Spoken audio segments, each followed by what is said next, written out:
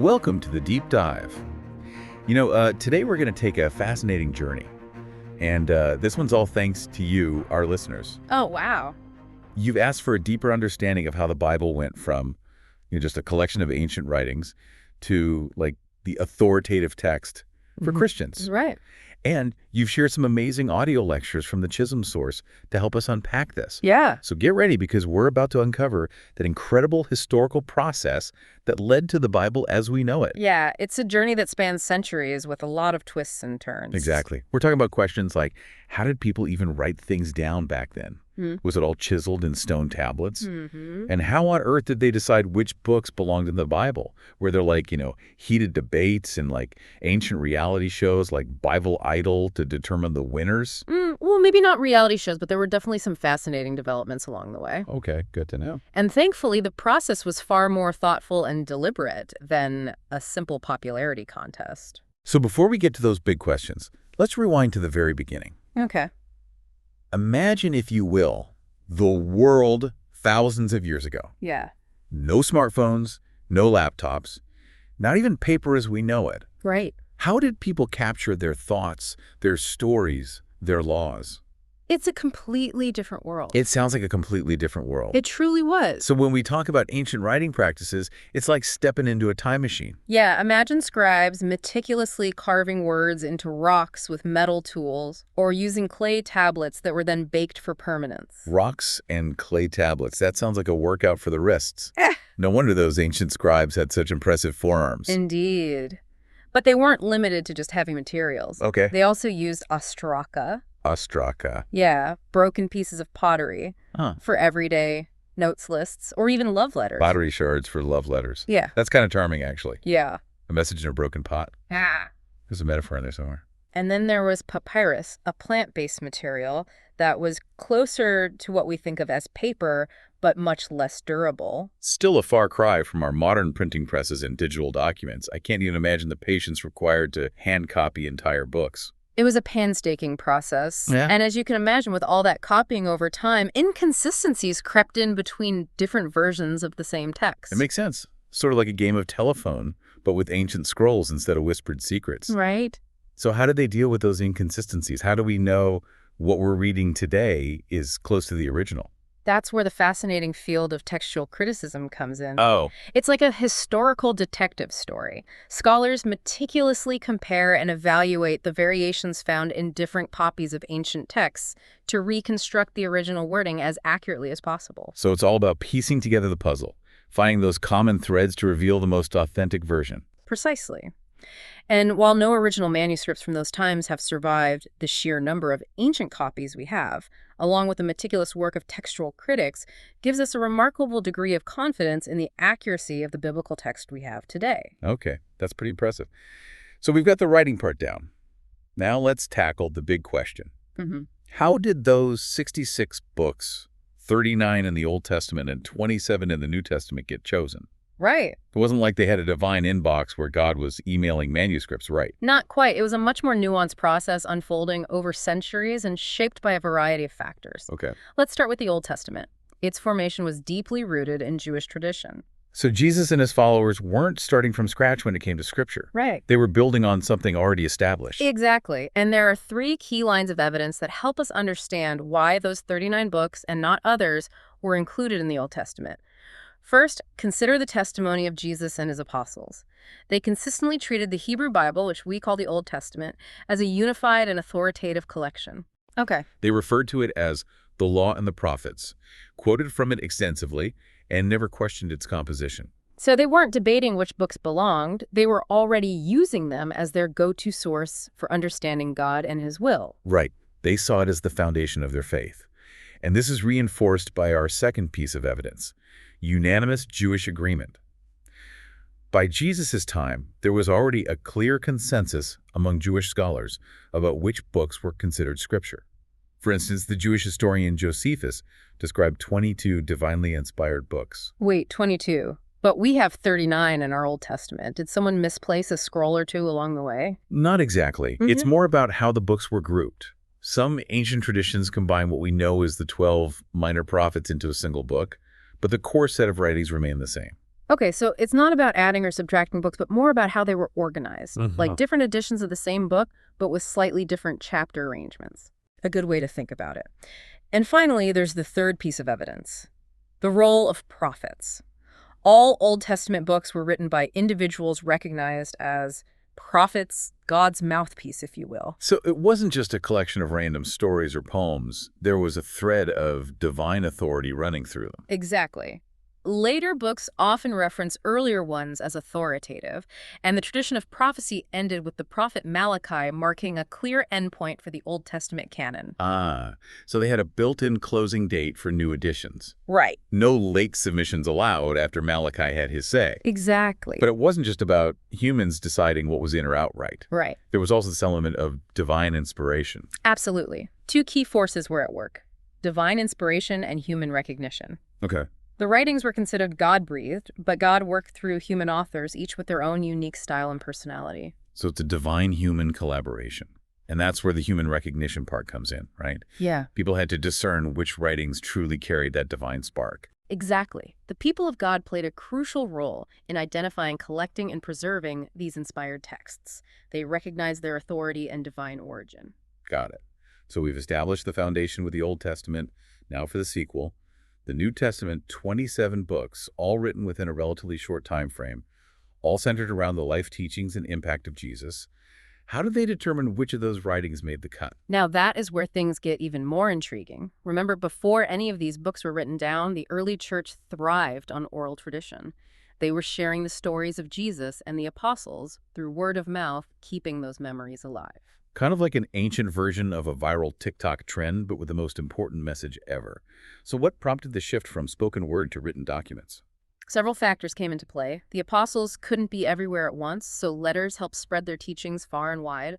Plus, as time passed, they needed a way to accurately preserve those eyewitness accounts of Jesus' life and teachings for future generations, instruct new converts, and even counter false teachings that were starting to pop up.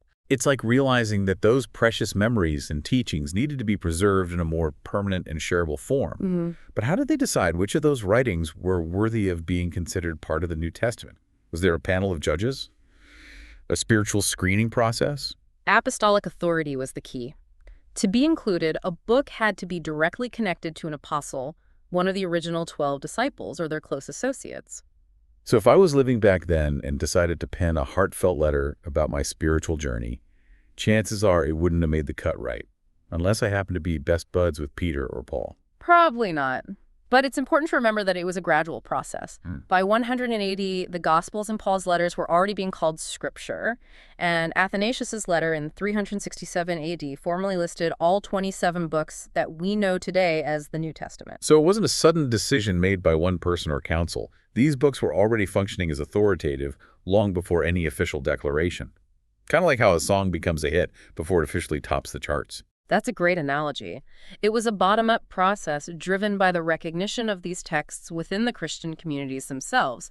They were experiencing the power and truth of these writings, sharing them and referencing them as authoritative long before any formal canonization took place. And 5 key procedures were at play during this process: selecting reading, circulating, collecting, and quoting. Okay, let's break down those 5 procedures. Selecting sounds like quality control, making sure the writings were accurate and aligned with eyewitness accounts. Exactly. They weren't just accepting any random scroll that came their way. They were carefully vetting the content. Then there was reading, publicly sharing these texts in churches so everyone could hear them. Making sure those words weren't just hidden away in dusty scrolls, but were actively shaping the lives of believers. What about circulating? Circulating involved sharing copies between different churches, spreading the message far and wide.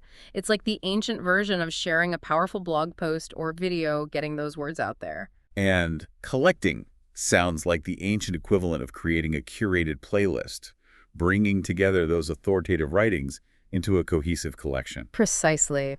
And finally, quoting, early Christian leaders frequently used these texts as the basis for their own teachings and writings. So it was a combination of careful vetting, communal sharing, and consistent use that helped solidify the authority of these books. Exactly. And by the middle of the 2nd century, even those books that are now considered part of the New Testament but had been subject to some debate, like James, 2nd Peter, 2nd and 3rd John, and Jude, were being referenced as authoritative by key leaders in the early church. It's clear that these books weren't arbitrarily declared to be scripture by some council. They became scripture because they were already being treated as such by the people who were living out the Christian faith. Fascinating. So we've got the Old Testament and the New Testament, Yeah. all those books carefully selected and recognized as carrying spiritual weight. But I have to ask, were there any writings that didn't make the final cut? Like, were there any almost made it texts floating around? You're talking about the Apocrypha and Pseudepigrapha. These were additional writings that circulated during the same period but weren't widely accepted as having the same level of authority. So kind of like the honorable mentions of biblical literature. Interesting reads, but not quite making it into the official canon. A good way to put it. It's worth noting that the Catholic Church later included the Old Testament Apocrypha in their canon, but this wasn't the historical norm. Even many Catholic scholars before the Reformation rejected those texts. Okay, so we've taken a deep dive into how both the Old and New Testaments were formed. It's an incredible story of how ancient practices, divine inspiration, and human discernment came together to create the book we know as the Bible. But what makes this book truly stand out? Why has it endured for millennia, capturing the hearts and minds of billions around the world? Those are the questions that take us beyond the history and into the heart of what makes the Bible so compelling. And those are the questions we'll explore right after a quick break. Don't go anywhere. Join a Bible study small group and grow deeper in faith with your Metropolitan Baptist Church family. Call our office at 954-963-0634 or visit metrobc.us to find a group near you. Don't miss this chance to connect, grow, and be encouraged. All right, so we've established how the Bible came together, Yeah. but what makes it so unique? Why has it resonated with so many people across cultures and throughout history? That's a great question, and there are several key aspects that make the Bible truly stand out. Firstly, consider its remarkable unity. Despite being a collection of 66 books written by about 40 different authors spanning over 1,500 years and covering a vast array of topics, the Bible tells one cohesive story. It's pretty mind-blowing when you think about it. So many voices, so much time, yet it all comes together. Exactly. It all centers around the overarching narrative of God's relationship with humanity, the problem of sin, the promise of redemption, and the ultimate fulfillment of God's plan through Jesus Christ. It's like a giant tapestry woven together with threads from different times and places, yet forming a single breathtaking picture. And to think that those ancient authors weren't even consciously trying to create a unified narrative. They were writing from their own specific historical and cultural contexts, addressing the issues of their day. Precisely. They were responding to the events and challenges of their times, yet when you step back and look at the whole comet, it's clear that a greater hand was at work weaving together these diverse threads into a single magnificent tapestry. It makes you wonder if those prophets and apostles had any inkling of how their writings would fit into the grand scheme of things, how they'd contribute to this epic story that continues to unfold even today. Absolutely. And the Bible's uniqueness goes beyond its thematic unity. It's also surprisingly accurate when it comes to historical details. Archaeologists have consistently been impressed by how the Bible aligns with discoveries made through excavations and research. So it's not just a book of faith, it's a book that holds up to historical scrutiny as well. That's pretty impressive. Indeed. Even seemingly minor details mentioned in the Bible have been corroborated by archaeological findings. For example, the existence of the Hittite civilization, once dismissed as a biblical myth, was later confirmed through archaeological discoveries. So the Bible is a reliable source of historical information. To quote renowned archaeologist William Albright, "There can be no doubt that archaeology has confirmed the substantial historicity of Old Testament tradition." That's a powerful statement from a leading expert in the field. And it's not just Albright. Nelson Gluck, another prominent archaeologist who specialized in the biblical world, stated that no archaeological discovery has ever controverted a biblical reference. He went on to say that scores of archaeological findings have been made which confirm in clear outline or exact detail historical statements in the Bible. That's amazing. So we have unity, we have historical accuracy.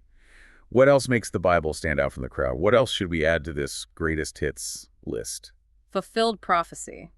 This is perhaps the most intriguing aspect of the Bible's uniqueness. While other religious texts might claim divine inspiration, none can boast the same level of specific, verifiable prophecies that have come true sometimes centuries after they were written down. Okay, now you've got my attention. Give me an example. Well, there are numerous prophecies concerning Christ's birth, life, death, and resurrection. For example, the prophet Micah, writing 700 years before Jesus was born, pinpointed Bethlehem as the town where the Messiah would be born. Wow. That's incredibly specific. And did it come true? You bet it did. The Gospel of Matthew tells us that Jesus was indeed born in Bethlehem, just as Micah had prophesied centuries earlier. And then there's the prophet Isaiah, who, in a passage known as the suffering servant prophecy, described in detail the Messiah's suffering and death centuries before Jesus' crucifixion. That's pretty chilling when you think about it, to have those events foretold with such accuracy so long ago. It really is, and the fulfillment of prophecy isn't limited to ancient times. The very existence of modern-day Israel as a nation is a powerful testament to the accuracy of biblical prophecy.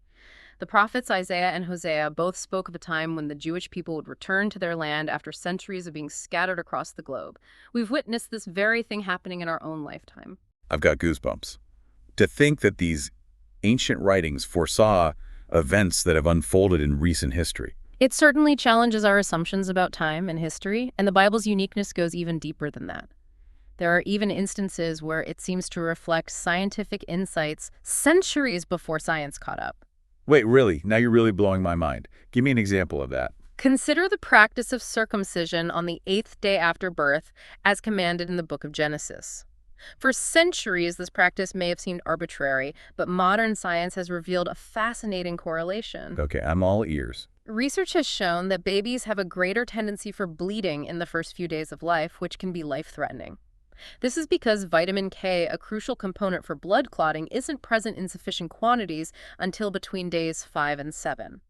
So there's a medical reason behind the timing. Exactly. Day 8 is the first day when the procedure can be performed more safely.